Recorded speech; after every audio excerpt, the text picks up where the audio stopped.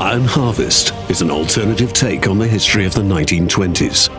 Taking inspiration from this time of industrial change, Iron Harvest's fictional states and characters find themselves in the aftermath of the Great War. Huge diesel-fueled machines, invented to serve humanity, have only lifted warfare to another level, and mankind has had to realize that the war that was supposed to end all wars has ended nothing. The Empire of Saxony is located right in the heart of Europe. As a modern industrial superpower with great national pride, many Saxonians are unhappy with the current politics of their emperor, Kaiser Friedrich. He has agreed on a truce with his cousin Tsar Nicholas and is working towards a peace treaty. Many Saxonian aristocrats and military leaders feel this treaty robs them of a hard-won victory. Once upon a time, deep in the old rainy forests of Saxony, Saxonian engineers created frightening war machines and named them after creatures of dark fairy tales. Their technologically superior and cruelly efficient creations inspired shock and awe in everyone who met them on the battlefield.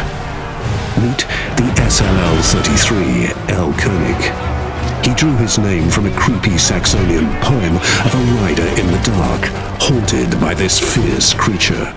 Representing the most powerful artillery unit of its time, the massive construct is not in a rush to get into firing position. With the knowledge of its superior firing range, it resoundingly delivers one of the biggest shells in the game, right to the heart of the enemy. When the fog of war hides the enemy, another wonder of Saxonian technology might save the day. Flares, bright as the sun, reveal everything, no matter how much it might want to stay undiscovered. Which comes in handy for the next fearsome beast, the PKP-17 Eisenhans. Like in the eponymous legend of a gruesome titan, the massive exoskeleton gives these troopers a scary appearance. The huge, stomping giants carry 2 mortars on their back. After getting into firing position, the barrels are able to deliver salvo after salvo of high-explosive mortar shells that devastate a wide area. And even in close range, nobody is safe. Their massive build allows them to go toe-to-toe with enemy mechs. Like in many Saxonian fables, the MWF-28 Stiefmutter is the source of great suffering. The weaponless appearance of this machine might confuse unseasoned soldiers until, suddenly, it releases a horde of highly explosive mono-wheels. They lock on their target and will not give up until they dispense their devastating package upon their desired victim. They are notorious for their clean sweeps in the trenches of the Great War. Gunther von Duisburg is a highly decorated veteran of many battles, a close friend to the Kaiser himself. Equipped with his unique battle mech Brunhilde, named after the beloved wife of one of Saxony's biggest heroes, his presence on the battlefield alone has turned the tide more than once.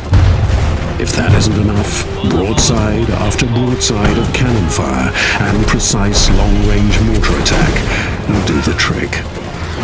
Without Brunhilde's protection, Gunther is still a threat to any enemy of the Empire.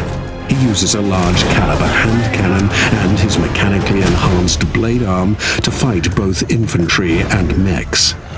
By his side are his 2 inseparable companions, the dire wolves Tag and Nacht, silent and deadly scouts.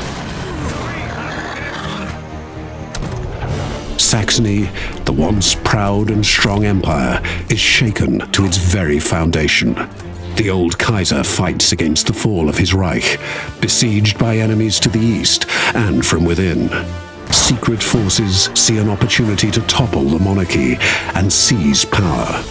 A battle for the soul of Saxony and the future of Europe begins.